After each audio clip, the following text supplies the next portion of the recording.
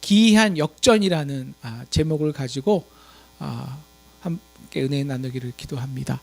오늘 오늘 말씀을 읽으셨는데요. 여러 가지 역전이 기이한 일들이 많이 나오잖아요. 기이한 일들이 굉장히 많이 나오는데요. 오늘 이 기이한 역전이 우리 삶 속에서 경험되어지기를 가장 소원하고요. 또 저의 삶 속에서도 그렇고, 또 지금 많이 아파하시는 우리 가족들이 있습니다.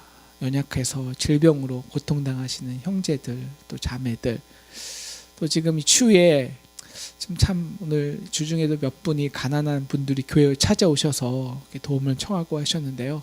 그 가난한 사람들, 또 심령이 가난해서 아파하시는, 또 통곡하시는 분들, 오늘 놀라운 역전이 우리 가운데 이루어지기를 간절히 기도합니다. 네, 우리 오늘 말씀에 여러 가지 역전이, 기이한 역전이 나오는데요. 첫 번째가 심판의 역전입니다. 1절을 다 같이 보시겠어요? 슬프다 아리엘이요. 여기서 아리엘은 다윗이 친 성읍을 말합니다. 그러니까 예루살렘을 애칭하는 말이에요. 그런데 그 예루살렘에 해마다 절기가 돌아옵니다. 근데 그 절기는 아마 6월절일 확률이 높겠죠. 하나님께 드리는 예배와 제사하는 사람들로 인산인해를 이룰 것입니다. 그런데 내가 필경 너 아리엘을 괴롭게 한다. 2절입니다. 괴롭게 하리니, 이게 무슨 말이냐면요, 2절 보시면 너를 내가 애곡한다는 거죠. 그 아리엘을 심판하시겠다는 겁니다. 그래서 내가 슬퍼하고 애곡하며 내게 아리엘과 같게 되리라 라는 것입니다. 이 둘째 아리엘은요, 대부분의 학자들의 말은 불타는 번제단이라고 부르는 히브리어 말입니다. 그러니까 여기는 이 언어를 갖고 사실 이렇게 반전이 이루는 건데요. 예루살렘이 아리엘이에요. 근데 또 예루살렘이 뭐가 된다고요? 불타는 번제단입니다. 그러니까 지금 예루살렘이 하나님께 열심히 제사를 드리는데, 그런데 하나님께서 이렇게 말씀하시는 거죠. 아리엘아, 내가 바로 아리엘이라. 내가 예배하는 그 제단과 그 제사의 제단이 뭐냐? 불이 활활 타올라서 재물을 태우고 재로 만드는 바로 그 제단이 바로 그 너의 제단이라는 것입니다. 아리엘이라는 것이에요. 내가 그렇게 할 것이라는 거죠. 그러니까 비슷한 발음의 두 말을 가지고요. 지금 예루살렘이 열심히 예배하는 그 제단의 불이 오히려 예루살렘을 심판하는 제단불이 된다는 것이죠. 이사야가 말했던 그 유다와 예루살렘의 형식적인 예배, 하나님을 경외하는 것이 아닌 자기가 믿던 자기의 종교성을 드러내고 자기가 결국 자기의 유익을 쫓는 위선적인 예배와 제사를 심판하시겠다는 것입니다. 그래서 내가 너를 사면으로 둘러치며 군대로 너를 애우며 너를 쌓아 너를 치겠다. 그래서 이제 우리 3절, 4절, 5절 계속 이렇게 말씀하시는 것이고요. 그래서 실제로 히스기야 왕 때 아수를 통해서 예루살렘을 포위하고 거의 불제단 같이 치는 것이 되겠죠. 하나님이 어떻게 우리가 당신에게 드린 이 제단 불이 오히려 그 불이 우리를 심판하는 불이 됩니까? 이 끔찍하고 기이한 역전과 반전 앞에요, 더 놀라운 기이한 역전이 또 기다리고 있습니다. 우리 5절 보시면요, 그럴지라도 내 대적의 무리는 세미한 티끌같이 겠고 강포한 자의 무리는 불러가는 겨 같으리니 일이 경각간에 갑자기 이룰 것이라. 만군의 여호와께서 병력과 지진과 큰 소리와 회오리 바람과 폭풍과 맹렬한 불꽃으로 그들을 징벌하실 것인즉. 이제 하나님께서 예루살렘을 심판하기 위해 부르신 불이 뭐죠? 아수르입니다. 아수르인데요, 그 불보다 더 큰 맹렬한 불꽃으로 하나님께서 그들 아수르를 징벌하시겠다는 거예요. 지금 계속 반전이 되는 거예요. 자, 기억하시면 이제 예루살렘이에요. 예루살렘에 치는 불이 누굽니까? 아리엘인데 그 불이 아수르예요. 근데 그 불을 또 치는 불이 누구 있습니까? 그 불을 또 하나님께서 심판하시겠다는 거예요. 그래서 유다 백성은 이미 불의 심판당해 상당히 고통을 받겠지만 완전히 멸망되지 않는다는 거예요. 남기고 대신 그 아수르의 심판의 불을 아수르 자신에게 가게 하겠다라는 하나님의 말씀입니다. 그래서 7에서 8절 보시면 비록 그들이 하나님의 백성을 쳐서 전리품을 취했을지라도 그들은 마치 꿈에 맛있는 음식과 달콤한 포도주를 잔뜩 먹는 것 같지, 이게 다 낼 거야 하지만, 우리 히스기야 때 보지만 거의 다 예루살렘 내 거야 했지만 갑자기 하루아침에 어떻게 됐습니까? 18만 5천 명이 하루아침에 죽게 됐잖아요. 어떻게 이러한 귀한 역전이 이루어질 수 있는가라는 거예요. 바로 그 귀한 반전과 역전의 이유가 이제 9절부터 24절까지 쫙 설명되고 있는 거예요. 자, 오늘 말씀은 굉장히 사실 이렇게 논리적이고 굉장히 깊은 말씀인데요. 이게 시간이 없어서 핵심만 저희가 보는데요. 이 14절의 핵심입니다. 우리 14절 같이 한번 읽겠습니다. 14절입니다. 그래, 시작. 그러므로 내가 이 백성 중에 기이한 일, 곧 기이하고 가장 기이한 일을 다시 행하리니 그들 중에서 지혜자의 지혜가 없어지고 명철자의 총명이 가려지리라. 24절도 한번 봐주세요. 24절이 결론이죠. 마지막.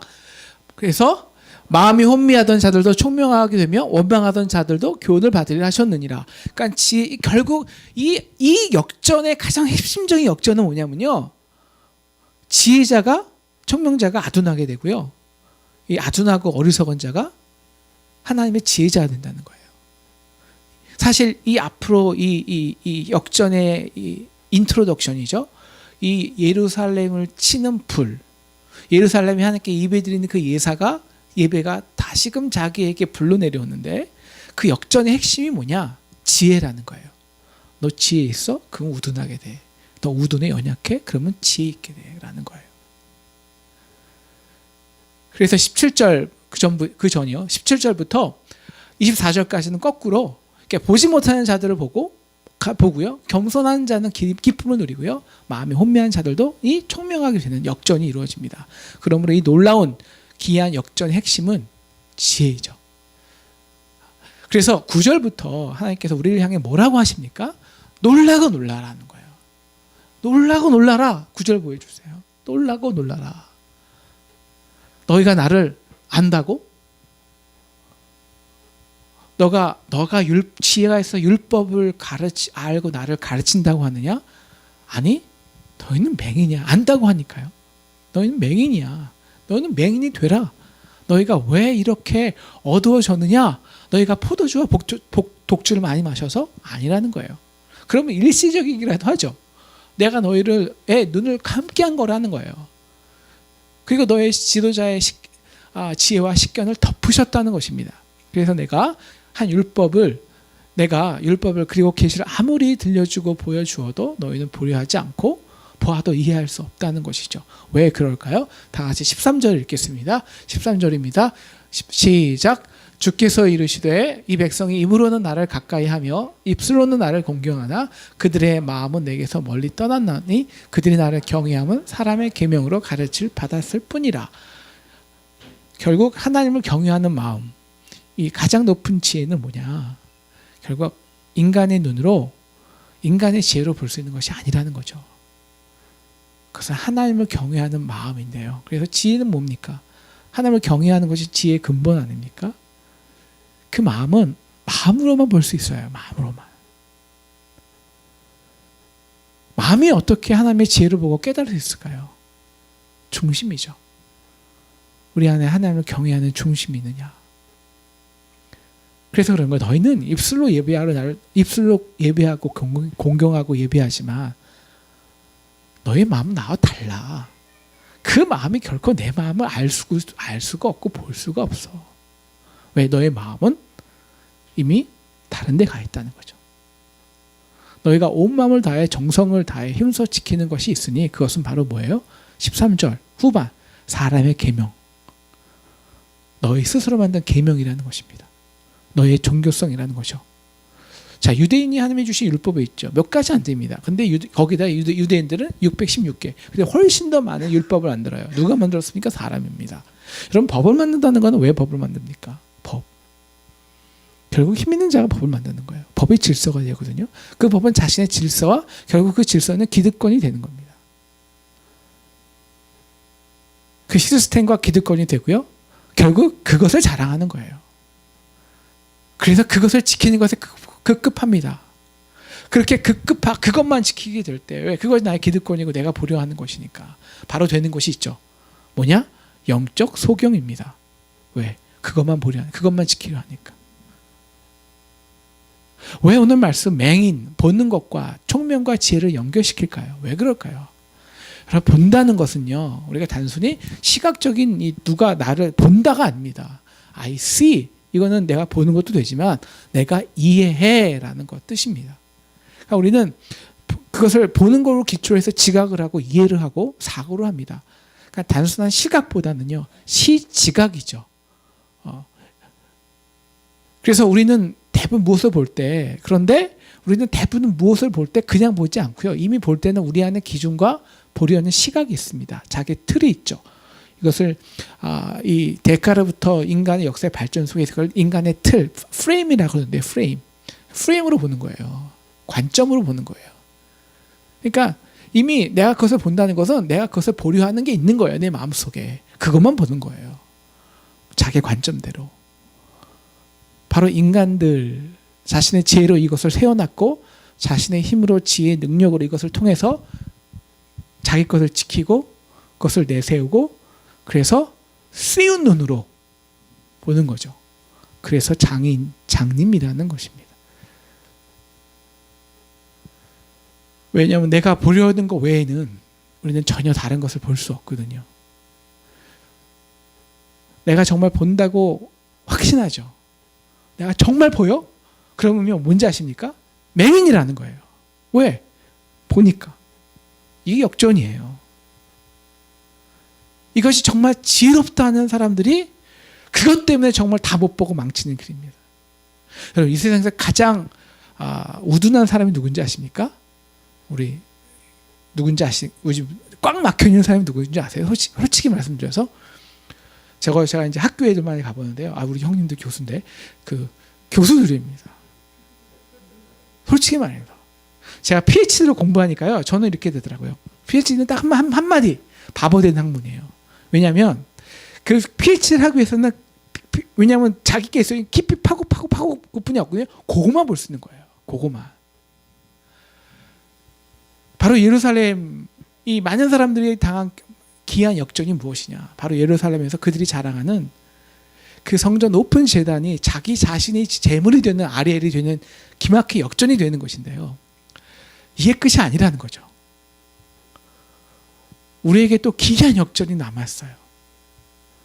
그래서 우리가 심판하고 끝나는 것이 역전이 아닙니다. 그러면 이제 그건 우리의 심판하고 끝이니까요. 또 기가 막힌 하나님의 대반전을 선포하시는데요. 우리 17절입니다. 함께 읽겠습니다. 시작. 17절입니다. 시작. 오래지 아니하여 레바논이 기름진 밭으로 변하지 아니하겠으며 기름진 밭이 숲으로 여겨지지 아니하겠느냐. 그런데 이거는 이 한 17절 안에요. 반전이 있는 거거든요. 그죠? 쌍방향의 반전이 있는 거예요.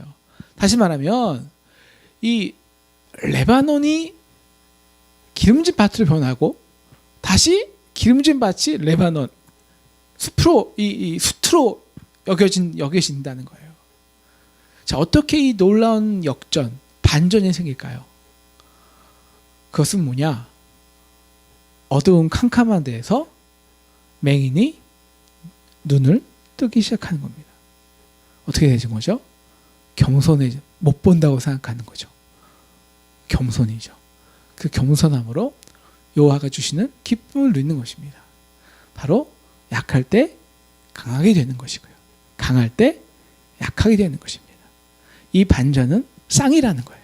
한 쌍. 이 대표적인 게 히스기야입니다.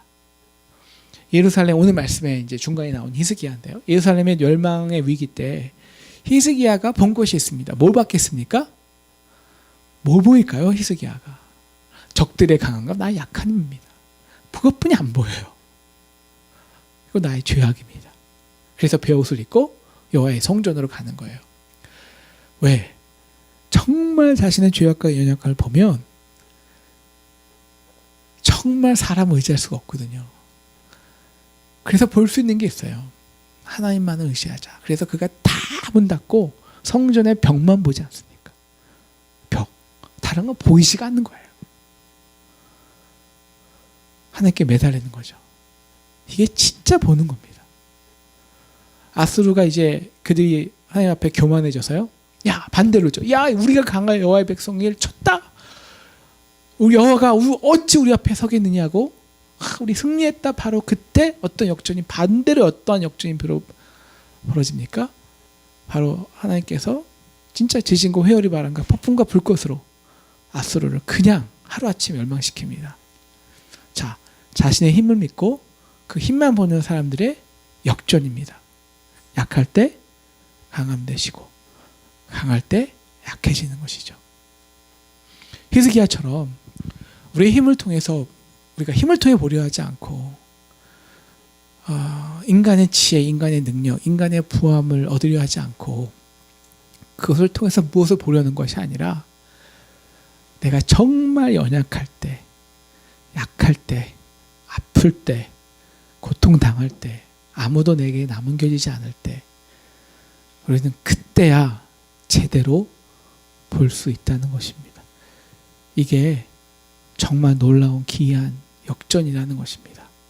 나가 죄인임을, 그 죄로 멸망당할 수뿐이 없음을 정말 볼 수 있을 때 우리에게 구원이라는 놀라운 역전이 우리에게 선물로 주어지는 것입니다.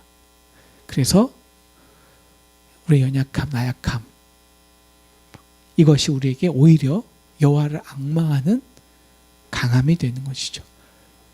우리가 이것을 정직히 볼 때 우리의 연약함, 죄악, 불의를 우리가 정말 보면요, 우리가 기이하게 보는 것, 그제야 비로소 볼 수 있는 것이 있습니다.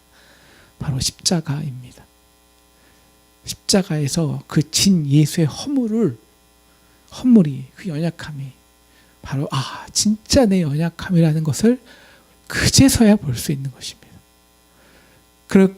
그래서 그렇게 실패자처럼 십자가에서 죄인으로 죽을 수밖에 없는 것, 예수가 왜? 내 죄악대라는, 내 죄악과 내 질병과 내 가난 때문이라는 것입니다.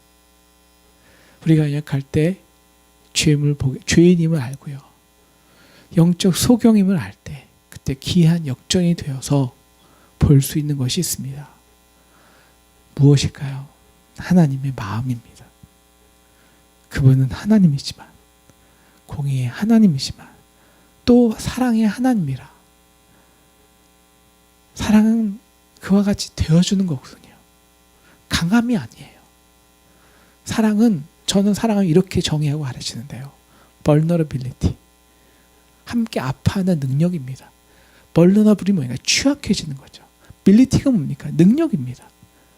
상대의 취약해지는 게 상대로 인해서 그게 능력입니다. 이게 사랑의 역전과 반전입니다. 아파하는데, 우리가 진짜 사랑하면 상대 때문에 아파하거든요. 진짜 아프거든요. 근데 그게 능력이라니까요. 그래서 그의 아들을 내주실 수밖에 없다는 것입니다. 그래서 사도 바울은 우리에게 이렇게 말하죠. 유대인은 표적을 구하죠. 강함을 구하는 것입니다. 기적을 구하는 거예요. 헬라인은 지혜를 찾죠. 하지만 우리는 뭘 보아요? 십자가에 못 박힌 그리스도를 보고요. 그것을 전하는 거예요. 왜? 유대인에는 거리끼는 것입니다. 왜? 지혜가 없다고. 기적이 없으니까요. 이방인에게는 미련한 것입니다. 왜? 지혜가 없으니까요. 하지만 오직 부르심을 입은 자들, 그 하나님을, 그것을 경험한 자들, 십자가를 경험하고 그래서 그 사랑을 경험한 자들은, 그리스도는, 십자가에 못 박힌 예수는 하나님의 능력이요, 하나님의 지혜라고 선포하고 있습니다. 하지만 자기가 지혜롭다고 하는 사람들이 있습니다. 유대인들이죠. 예루살렘에 제사하던 자들. 자, 그들이 그 십자가를 보면서 뭐라고 외칩니까? 야, 스스로 구원한다는 사람아, 네 자신을 구원해봐. 이게 그들이 보는 거예요. 십자가란 능력이 있어야 됩니다. 하나님의 구원은 능력을 베풀어야 돼요. 기적을 베풀어야 돼요. 그런데 정말 하나님의 마음을 아는 사람은 강함과 기적을 구하지 않습니다. 그 사랑을 아는 사람은 아파합니다. 아파합니다.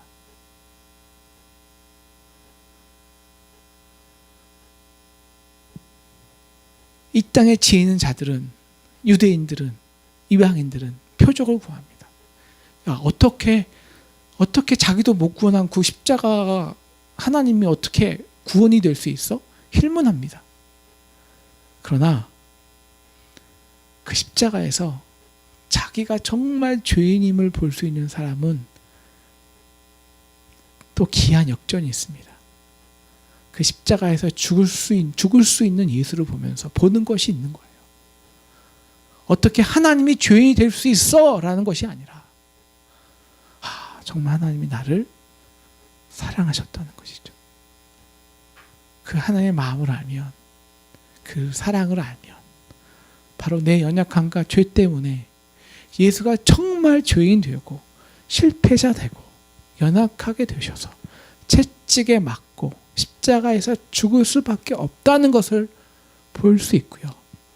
그것을 본다면 바로 나의 약함이, 나의 연약함에서, 나의 실패에서 아파하지만 또 그 아픔이 오히려 강압이 되는 것입니다.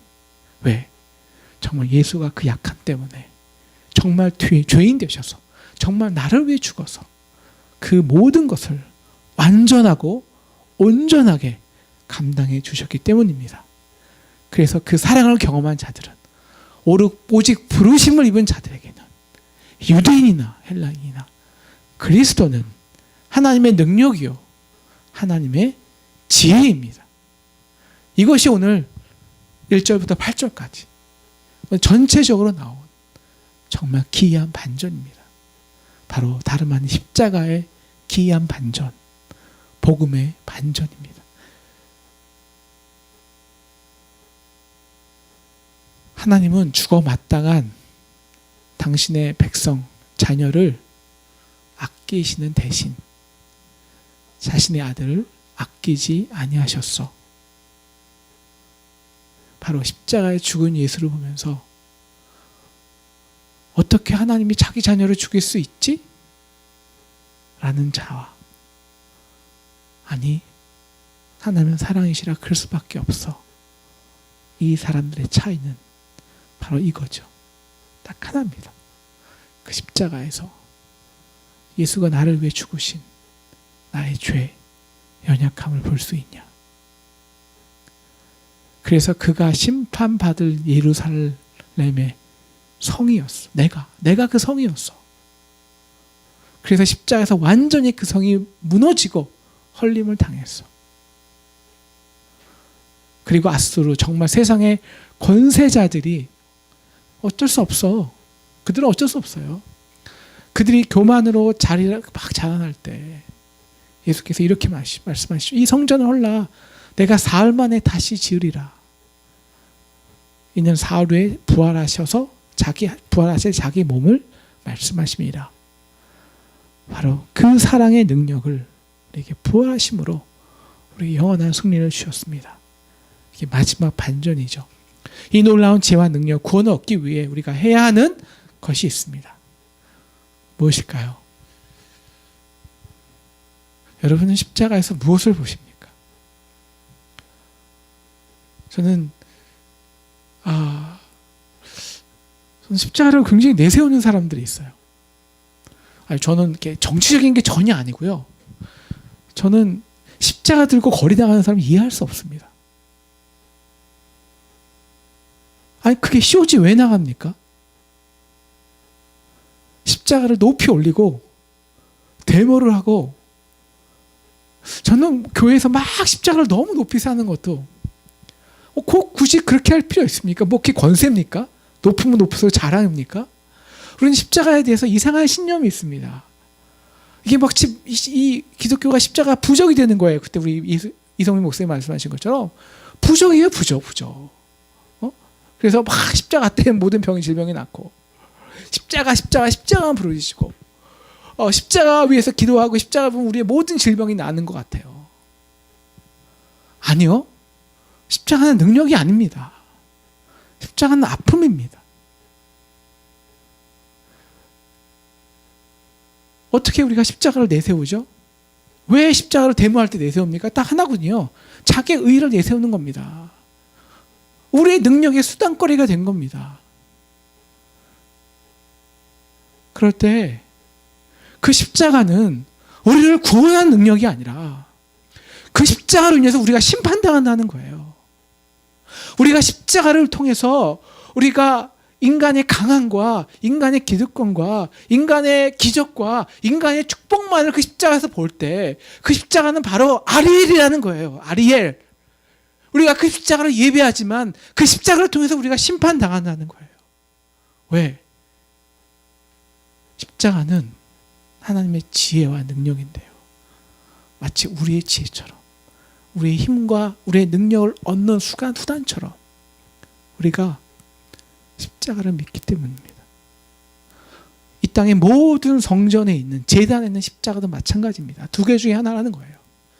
그 교회는 이 제단의 십자가가 정말 구원의 십자가일 수도 있지만 어떤 제단에 있는 그 십자가는 오히려 우리를 심판하는 불의 십자가도 될 수 있다는 것입니다.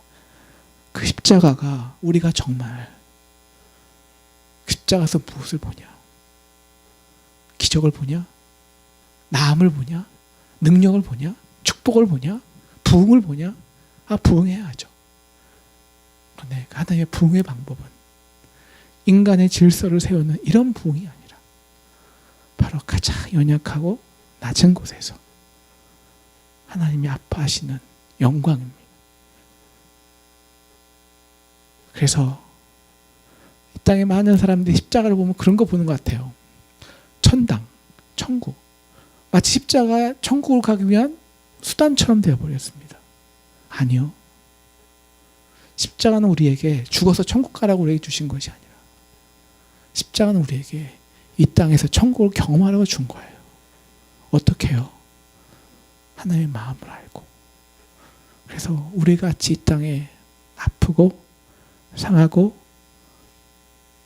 고통당하고 맹인인 자들에게 우리가 하나님의 마음을 보게 한다면, 경험하게 한다면 바로 이 땅에 십자가는 기이한 역전이 되어서 이 땅에 진정 하나님의 지혜와 능력을 선포한다는 것입니다. 그래서 오늘 저는 이 말씀 묵상하면서 정말 감사했어요. 제가 개척을 할 때요, 우리 여기 개척할 때 인간적으로 의지한 목사님이 있었어요. 야, 그 목사님이라면 우리가 이제 개척을 하니까요, 한 가정, 두 가정, 세 가정 시작하는 거랑 한 7가정이 시작하는 거랑 너무 다른 거예요. 저희가 뭐 말은 3가정이지 2가정으로 다시 2가정으로 시작했잖아요.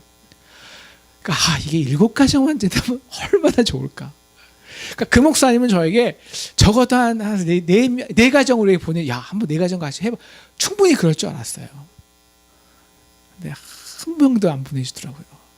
한 명도. 결국 저희 시작할 때만 하는 거예요. 시작할 때. 그래서 참 물론 보스턴에서 개척할 때 그랬지만 이곳에서 참 가난한 마음으로 2년 3년 버텨낸 그 기간을 보면서 물론 하나님께서 놀라운 축복도 많이 해주셨는데요, 인간적으로는 오늘 그것이 우리에게 얼마나 축복인가, 얼마나 놀라운 역전인가, 얼마나 놀라운 기쁨인가 새삼 알게 되었습니다. 그런데 많은 사람들이 착각을 해요. 가난이 그래서 축복이라고, 아픔이 축복이라고. 아니요, 가난은 축복이 아닙니다. 아픔은 축복이 아닙니다. 그럼 뭐예요? 오히려 이런 인간적인 가난과 인간적인 아픔 때문에 상처받고 막 인간적인 의가 돼갖고 정말 무슨 진보자처럼 진보자들이 다 죄인이라는 건 아닌데요, 자기 의를 내세우는 순간 그 가난은 저주가 됩니다.